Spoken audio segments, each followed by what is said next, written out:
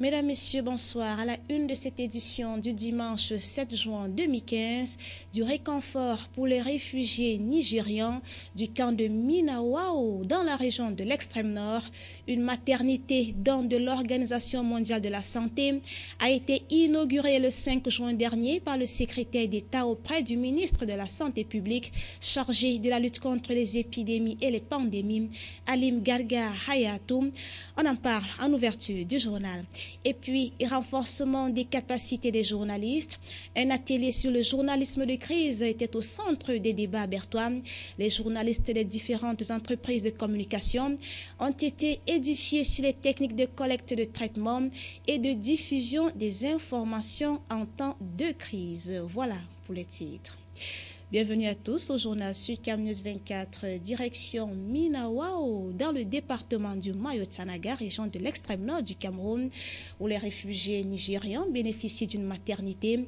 Cette unité mère-enfant, don de l'Organisation mondiale de la santé, a été inaugurée le 5 juin 2015 par le secrétaire d'État auprès du ministre de la Santé publique chargé de la lutte contre les épidémies et les pandémies, Alim Garga Hayatou, qui était accompagné de l'ambassadeur de France au Cameroun, Christine Robichon. Les précisions avec Célestin Tabouli.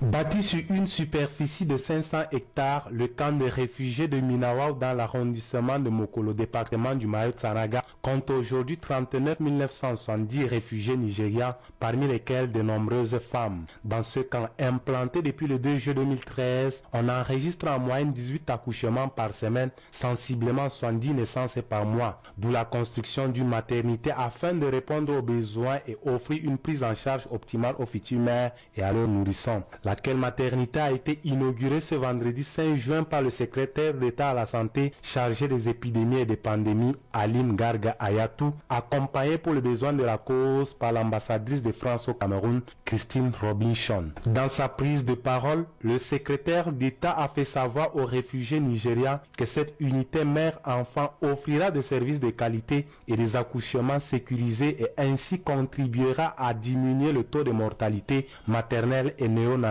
dans ce camp de Minawao. Il a à cet effet invité les communautés réfugiées à se plier aux exigences et recommandations du personnel de santé affecté dans ce camp pour bénéficier des mêmes droits en matière de santé au même titre que les Camerounais vivant au Cameroun. Alim Garga Hayatou a d'ailleurs profité de l'occasion pour féliciter et encourager ce personnel de santé pour leur dévouement et leur engagement auprès des déplacés internes et réfugiés nigérians victimes des affres de ces terroristes aux idéologies obscurantistes qui ne sont autres que Boko Haram. Après une visite guidée du camp, le secrétaire d'État a procédé à la remise de dons en médicaments à certaines formations sanitaires du Mayo-Tanaga.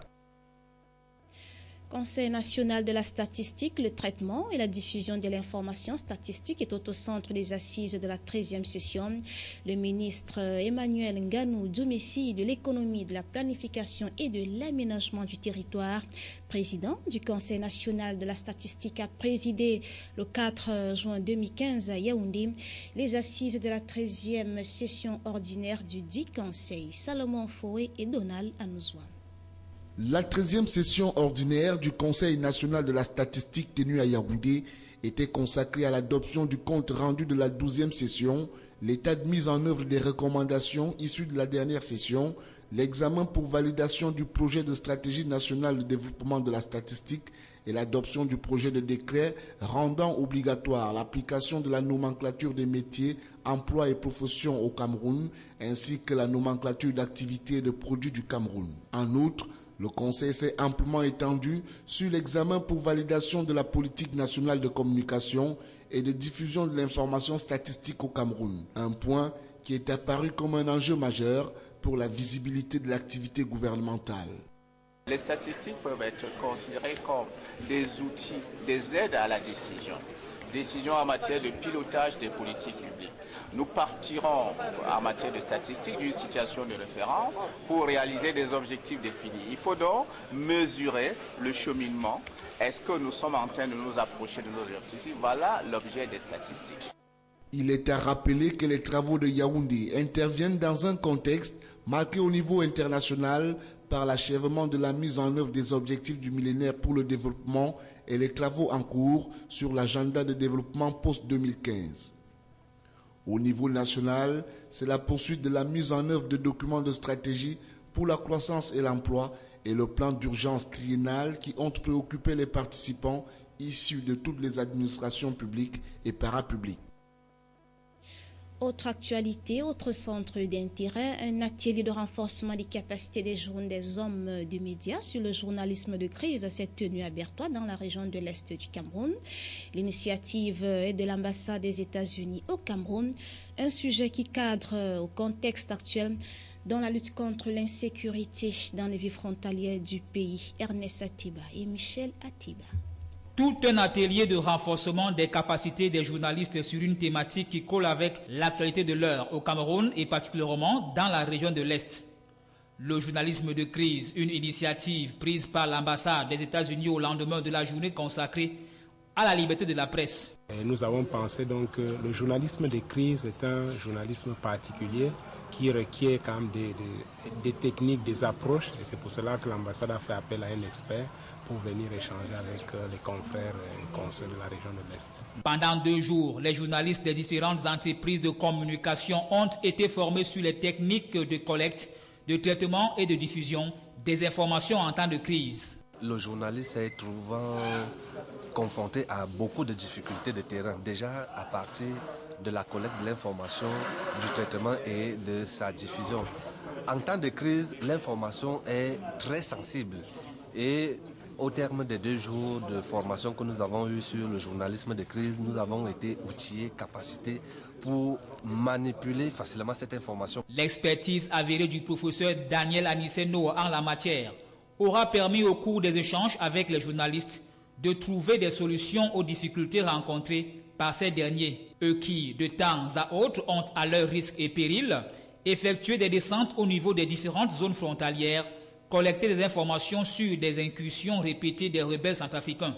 L'un des animateurs de l'atelier et enseignant de journalisme à l'École supérieure des sciences et techniques de l'information et de la communication ESTIC n'a pas caché son sentiment au thème de cet atelier. Nous avons évoqué un certain nombre de détails dans le métier. Je dois dire que je suis satisfait parce que nous avons fait une première phase où j'ai fait des exposés et la phase la plus intéressante était celle où chacun était amené à exprimer son expérience par rapport à ce que j'ai évoqué comme enjeu. Donc ces échanges se sont très bien passés. Je crois que chacun a donné le meilleur de lui-même. Les hommes de médias de l'Est ont désormais de la matière pour collecter, traiter et diffuser des informations dans cette localité où vivent plus de 150 000 réfugiés centrafricains. La société civile et les hommes d'église font le plaidoyer des personnes victimes d'éviction forcée à Douala. Ils se sont réunis au cours de la semaine qui s'achève dans le cadre d'un colloque placé sous le thème « Une meilleure gestion foncière pour un logement décent ». Les travaux devraient aboutir à la prise d'un certain nombre de décisions à mettre sur la table du gouvernement pour faire reculer le phénomène d'expropriation et d'éviction forcée. Benoît Ndokmo et Apollinaire Zobalmo. Traumatisme, dislocation des familles, maladies, tels sont les effets néfastes que subissent les populations victimes d'éviction forcée. Au Cameroun en général et dans la ville de Douala en particulier, le phénomène est devenu récurrent. Il y a quelques mois encore, l'on assistait à une destruction massive des maisons d'habitation et autres lieux de commerce dans plusieurs quartiers de la capitale économique. Face à ces phénomènes grandissants, la société civile et les hommes d'église ont décidé de voler au secours de toutes ces personnes victimes d'éviction forcée. D'où la plateforme d'échange société civile et gouvernement ouverte ce 3 juin 2015 à Douala et placée sous le thème « Une meilleure gestion foncière pour un logement décent ». Nous avons constaté depuis 2009 que nos concitoyens sont mal logés et en plus d'être mal logés, subissent au quotidien des déguerpissements forcés.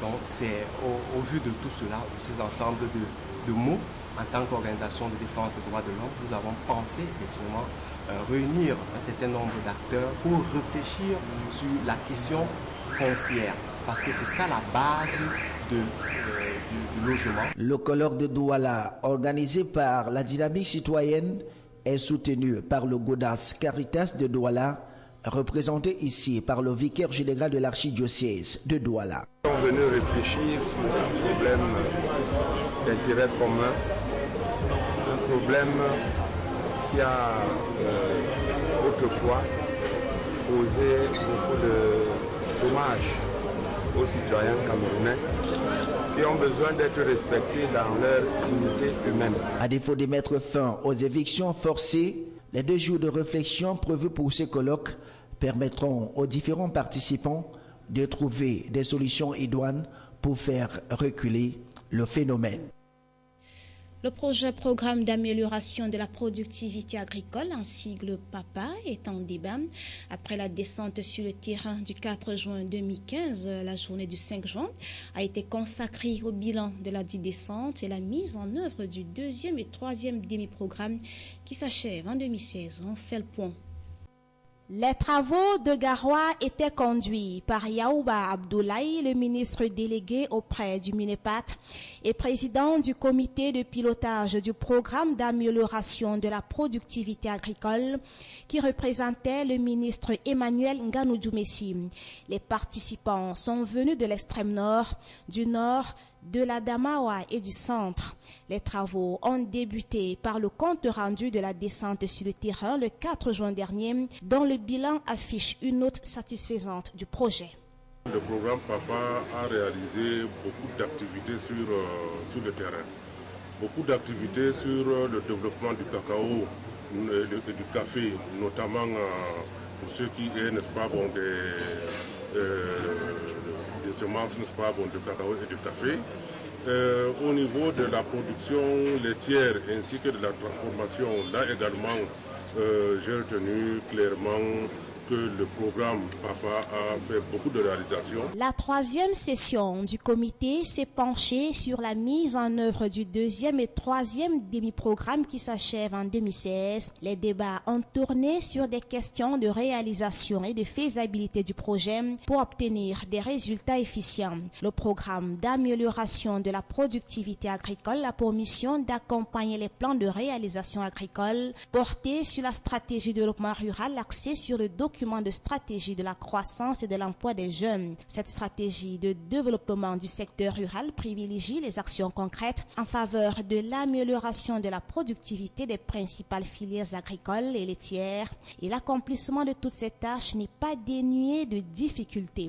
J'ai eu à retenir également, n'est-ce pas, bon, qu'il y a certainement, parce qu'aucune œuvre humaine n'est parfaite, il y a un certain nombre, n'est-ce pas, bon, de problèmes qui se posent, notamment des problèmes de collaboration. Au sortir des travaux, des recommandations ont été formulées et des engagements pris aussi en vue de la pérennité et surtout de la réussite du programme d'amélioration de la productivité agricole, avec à la clé l'augmentation du nombre des bénéficiaires afin de booster la productivité, source de création d'emplois jeunes.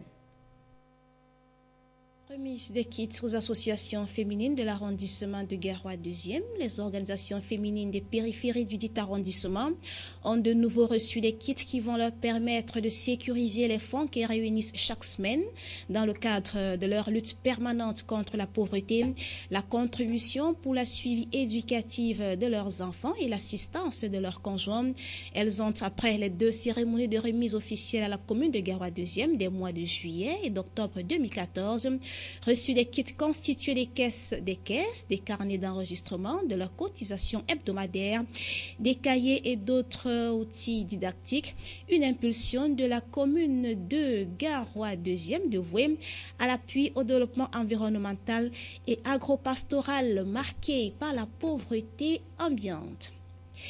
C'est sur ces images que nous allons refermer ce journal. À retenir, avant de le clôturer, du réconfort pour les réfugiés nigérians du camp de Minawao dans la région de l'extrême nord. Une maternité don de l'Organisation mondiale de la santé a été inaugurée le 5 juin 2015 par le secrétaire d'État auprès du ministre de la Santé publique chargé de la lutte contre les épidémies et les pandémies, Alim Garga Hayatou.